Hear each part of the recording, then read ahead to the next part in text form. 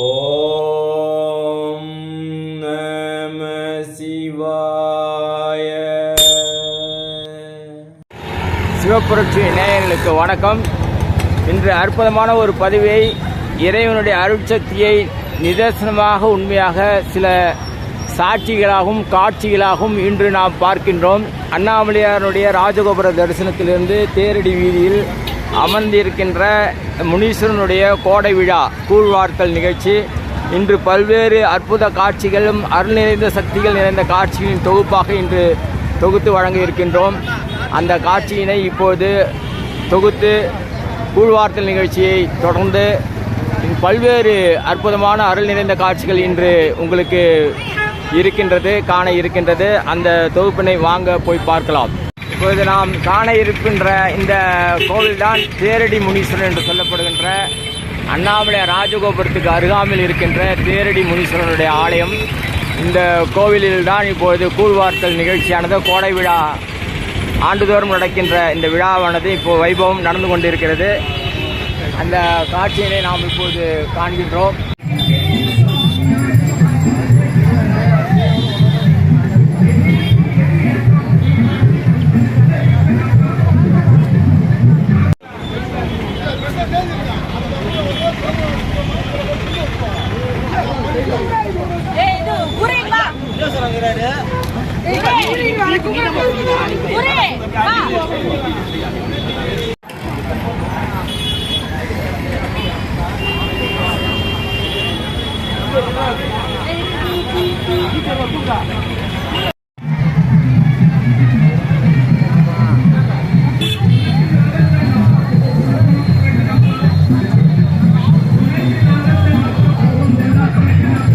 ஐயா வணக்கம்.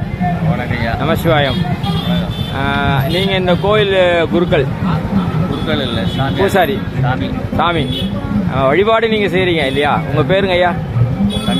தங்கராஜ் ஐயா. இந்த எத்தனை வருஷமாக இங்கே இந்த கோவிலில் வழிபாடு சரியான ஒரு 15-16 வருஷமாக இருக்கேன். சரிங்க. நாளைக்கு என்ன திருவிழா இங்கே? என்ன நாளைக்கு காலைல அமுல் அபிஷேகம். இது என்ன திருவிழா? இது சித்திரை உத்தர திருவிழா. கூழ்வார்த்தல் 2 நாள் ஆண்டுதோறும் நடக்கக்கூடியது. வைகாசி மாதத்துலையா? சித்திரையில் நடக்கிறது. அந்த வருஷம் தள்ளி போகுது, கொஞ்சம் தள்ளி போயிடுச்சு. சரிங்க. வைகாசியில் பண்ணுறோம். சரிங்க. என்னென்னலாம் நடக்கும்? காலையில் அபிஷேகம் நடக்கும். சிறப்பு அபிஷேகங்கள் நடந்து நைவேத்தியங்கள்லாம் முடிஞ்சு மதியம் கரகம் ஜோடிச்சு மாடை சுற்றி வந்து கூழு ஊற்றுறது. அந்த நேரத்தில் சாமி வந்த பிறகு தான் கரகமே வந்து அருளாடி அப்புறமா அப்படியே அவங்க பேரில் தான் தலையில் சும்மா. எத்தனை கரகம்? ஒரு 5 பேர் 7 பேர் வரைக்கும் இருப்பாங்க. அப்படியே சுற்றி வந்து. சரிங்க. மாட வீதியெலாம் சுற்றி வரும். பூஜை முடிச்சு கூழ்வார்த்தம். எத்தனை பேர் கூழ்வார்த்தத்தில் கலந்துக்குவாங்க மக்கள்? பெண்களா? நிறையா பெண்கள். குடம் கூழ் குடம் எத்தனை குடம் வந்து கூழ் நிறைய கொண்டு வருவாங்க. அதான் காய்ச்சி வச்சிருக்கிறது. இங்கேயும் காய்ச்சுவாங்க. எல்லாம் கலந்து ஊர் மக்கள் கொண்டு வரதும் இங்கே கொடுக்குற விநியோகமும் சாமியோட விநியோகமும் நடக்கும். எவ்வளோ குடும்பங்கள்லேருந்து எவ்வளோ கூழ் குடும்பம்? குடம் எத்தனை குடம் வந்து நிறைய ஒரு 10-20 குடம் வரும். 10-20 500க்கு மேலே வரிசையாக எடுத்து வராங்க. போன வருஷம் பார்த்துறாரு ஒரு 500 குடம் வரும். 500 பேருக்கு மேலே மக்கள் கூழ் எடுத்து. நீங்கள் 10-20 குடம் நிறைய கொண்டு வருவாங்க. நான் போன வாட்டி பார்க்கும்போது கிட்டத்தட்ட 100கணக்கான குடங்கள் ஊர்வலமாக வந்து கிரகத்தோடு சேர்ந்து பின்னாடி வருவாங்கல்ல, கரகத்தோட நிறைய ஊற்றுவாங்க. 500க்கும் மேற்பட்ட குடங்கள் கீழே. அந்த இடமே பத்தாது, இந்த இடமே இல்லையா? அவ்வளோ வரும். நீங்கள் குறைச்சி சொல்ல பார்த்தா எனக்கே ஷாக் ஆகிடுச்சு. சரி. இங்கே ஒரு வட்டம் நிறையா இருக்கும். அது தெரியும். அதோட கலந்துருவாங்க. ஆமாம், அதோட இதையும் கலந்து சாமி கொடுப்பாங்க. நைட்டு வழுக்கு மரம் விட்டுது. கழுவு மரம், வழுக்கு மரம் ஏறி வழிக்கு அது அதில் பரிசு உண்டா அவங்களுக்கு? மேலே போகிறவங்களுக்கு அந்த பரிசு இருப்பாங்க, அதில் எடுப்பாங்க. அது எத்தனை மணிக்கு? அது 7 மணிக்கு நடக்கும். சரி. அது முடிஞ்சு எல்லாம் திரும்ப வந்து பம்பை உடுக்க அடித்து கும்பம் போடுவாங்க. கும்பம்ல இது வந்து பால் சாமியா? எண்ணில பலிகடா உண்டா?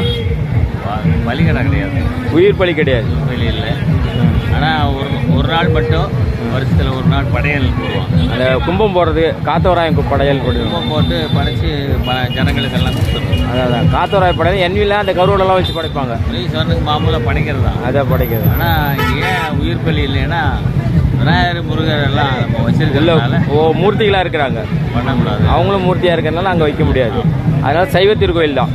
அது மட்டும் இல்லாமல் அண்ணாமலையார் பக்கத்தில் இருக்கிறாரு, அங்கே உயிர் பலி கொடுக்க முடியாது.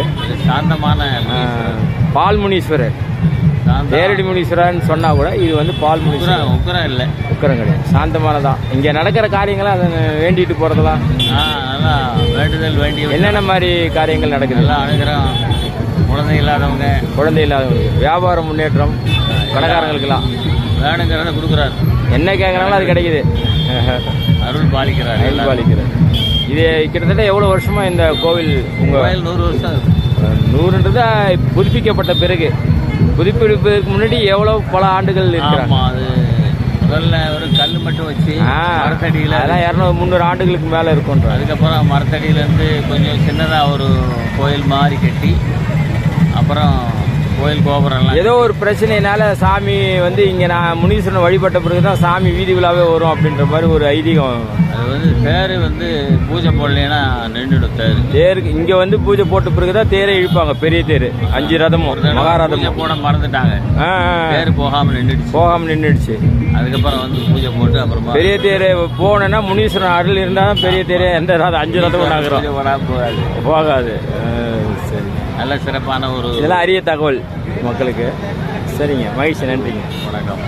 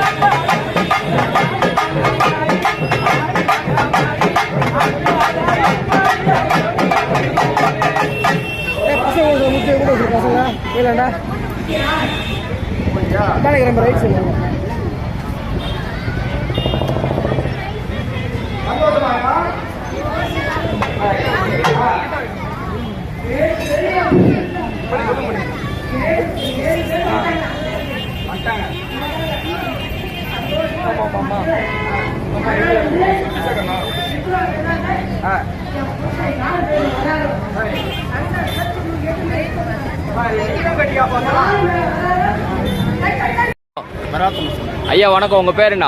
என் பேர் சரவணன். சரவணன். இது 2 கோழி கையில் வச்சிருக்கிறீங்க, என்னத்துக்காக இந்த கோழி? அப்பனுக்காக பிரார்த்தனை, முனீஸ்வரனுக்காக பிரார்த்தனைங்களா? முனீஸ்வரனுக்கு பிரார்த்தனை வேண்டுதல் பண்ணிட்டீங்க? வேண்டுதல் வந்து எனக்கு வந்து பேரப்பழம் சுகப்பிரசம் கிடைக்கல, சுகப்பிரசம் கிடைக்கல, ஆம்பளை பிள்ளை வேணும்னு வேண்டிக்கிட்டீங்க. பேர உங்களுக்கு பேர அது நல்லபடியாக சுகப்பிரசவம் கிடைச்சது. ஆம்பளை பிள்ளையும் போது. ஓ, அதாவது முதல் பிரசவமே சுகப்பிரசவம், கேட்ட ஆம்பளை பிள்ளையா பிறந்துச்சு. அதனால 2 கோழி காவை கொடுக்குறீங்க. அதாவது உயிரோடு விடுவீங்களா? உயிர் தான், உயிரோட பிரார்த்தனை பண்ணி சாமிக்கு நேர்ந்து விட்டுருவீங்க, அறுக்கலாம் மாட்டீங்க. உயிர் பலி கிடையாது இந்த சைவ திருக்கோயில். அதனால் வந்து நீங்கள் அப்படியே சாமிக்கு நேர்ந்து பறக்க விட்ருவீங்க சாமிக்கு மேலே. சரி, முதல் குழந்தை பேரம் வந்து சந்தோஷம், சுகப்பிரசவமும் ஆயிடுச்சு.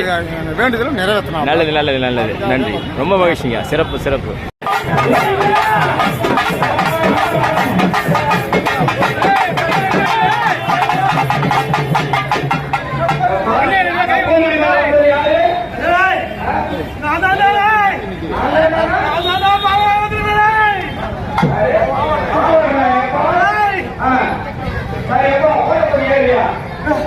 ரொம்ப சந்தோஷமா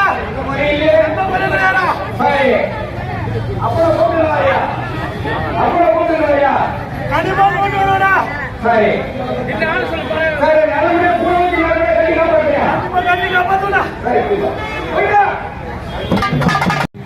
இந்த கோவிலுக்கு வருகின்றவர்கள் புது வண்டி வாங்கினால் அந்த புது வண்டி அந்த 2 சக்கர வாகனங்களுக்கு மாலை அணிவித்து இந்த தேரடி முனீஸ்வரர் கோவிலில் பூஜை போடுவது வழக்கம். அந்த வகையில் இப்போது வந்து ஒரு புது வண்டி வந்து பூஜை போடுறாங்க. இதுபோல் நிறைய வாகனங்கள் இந்த தேரடி முனீஸ்வரருக்கு பூஜை போட்டு முதலாக இங்கிருந்து தான் ஆரம்பிப்பார்கள். இது பெரிய கோவில் ஆகிய அண்ணாமலையார் கோவில் இருக்கின்ற தேரடி முனீஸ்வரர் ஆலயத்திற்கு உட்பட்ட இடமாகும்.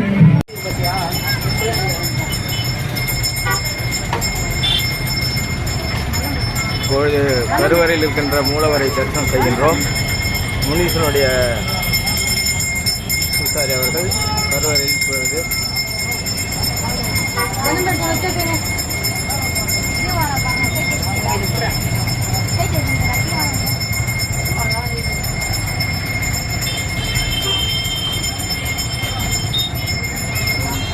ராஜ அலங்காரத்தில் இப்பொழுது முனீஸ்வரன் காட்சி கொடுக்கிறார்.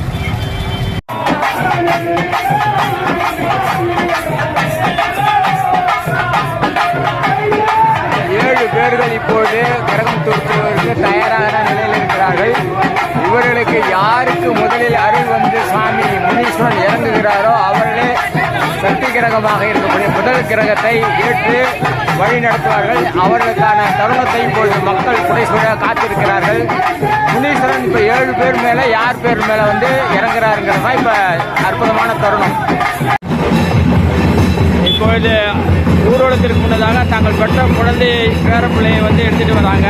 குழந்தைகளோடு மாணவி சுற்றி வருகின்ற காட்சி.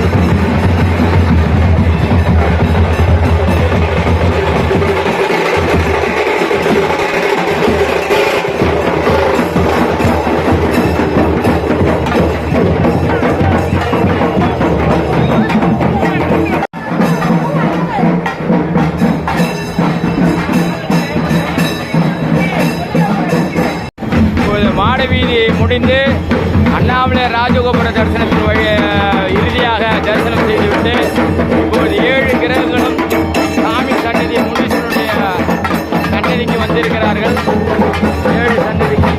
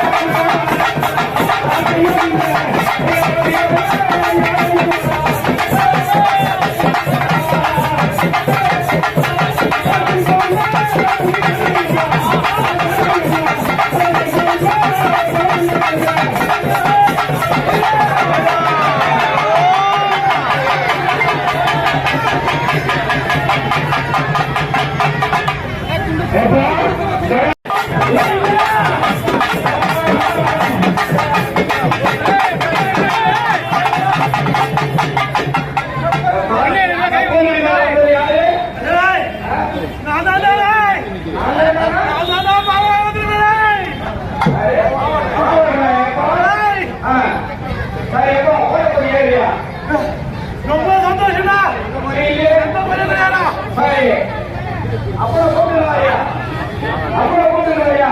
கண்டிப்பா கொண்டு வரடா. சரி. இந்த ஆளு சொல்ல போறேன். சரி, நல்லபடியா பூர்வீக கட்டி காப்பாத்துங்க. கண்டிப்பா கட்டி காப்பாத்துடா. சரி. போய்டா.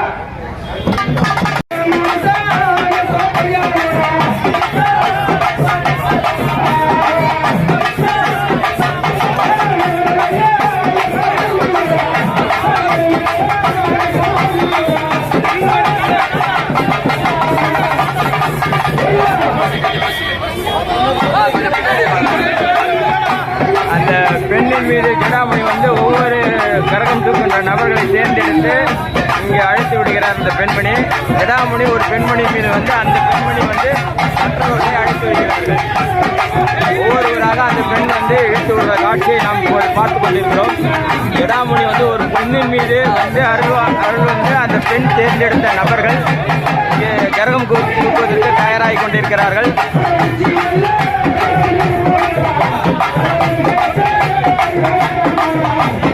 தேர்ந்தெடுக்கப்பட்ட நபர்கள் இளைஞர்கள் கரகம் தூக்குவதற்காக தயாராகி கொண்டிருக்கிறார்கள்.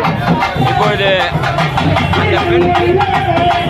அந்த பெண் யாரையெல்லாம் தேர்ந்தெடுத்தார்களோ அந்த நபர்கள் வந்து கரகம் தூக்குவதற்காக இங்கே தயாராகி கொண்டிருக்கிறார்கள். 7 நபர்களை ஒவ்வொருவராக அந்த பெண் வந்து தேர்ந்தெடுத்து இங்கே அனுப்பி வைத்திருக்கிறார். அந்த பெண்ணின் வந்து அருள் வந்து 7 பேர்களையும் தேர்ந்தெடுத்து இப்பொழுது வழிகூட்டி அனுப்பி வைக்கிறார். அந்த காட்சியை தான் இப்பொழுது பார்த்து கொண்டிருக்கின்றோம்.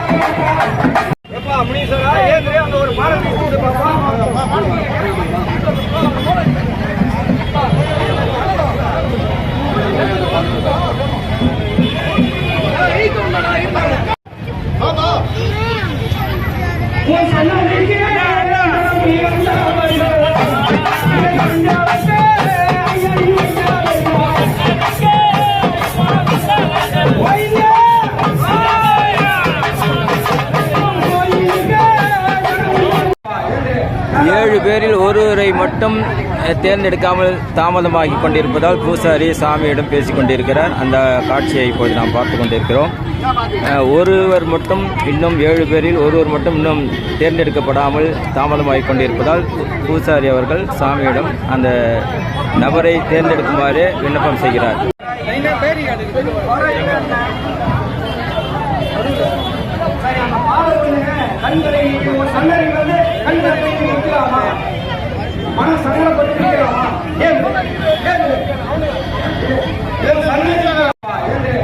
ஏழு பேரில் ஒருவரை மட்டும் தேர்ந்தெடுக்காமல் தாமதமாகி கொண்டிருப்பதால் பூசாரி சாமியிடம் பேசிக் கொண்டிருக்கிறார். அந்த காட்சியை இப்போது நாம் பார்த்து கொண்டிருக்கிறோம். ஒருவர் மட்டும் இன்னும் 7 பேரில் ஒருவர் மட்டும் இன்னும் தேர்ந்தெடுக்கப்படாமல் தாமதமாகி கொண்டிருப்பதால் பூசாரி அவர்கள் சாமியிடம் அந்த நபரை தேர்ந்தெடுக்குமாறு விண்ணப்பம் செய்கிறார். தேரடி முனீஸ்வரர் என்ற ஆலயத்தினுடைய பகுதியினை இப்பொழுது நாம் நுழைவாயில பார்க்குறோம்.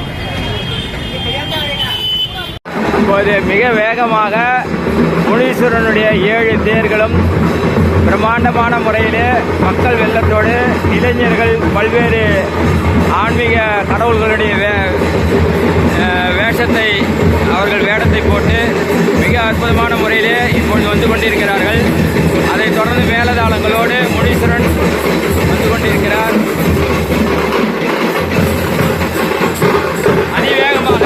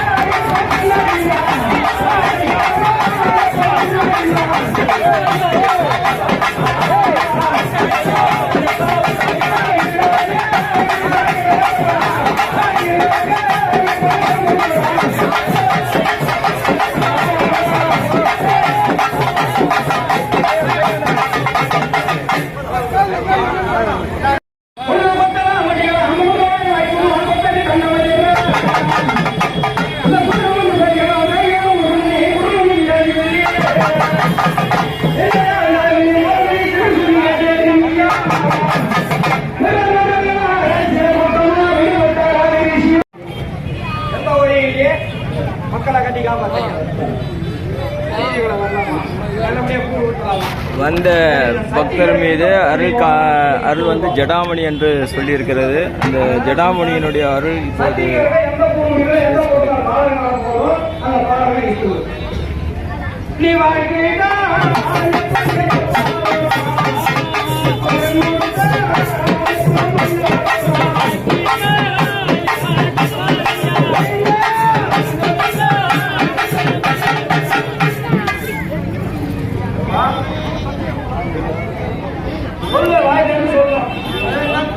வந்திருக்கிறவர் வந்து ஜடாமணி என்று அறிவித்திருக்கிறார் சுவாமி.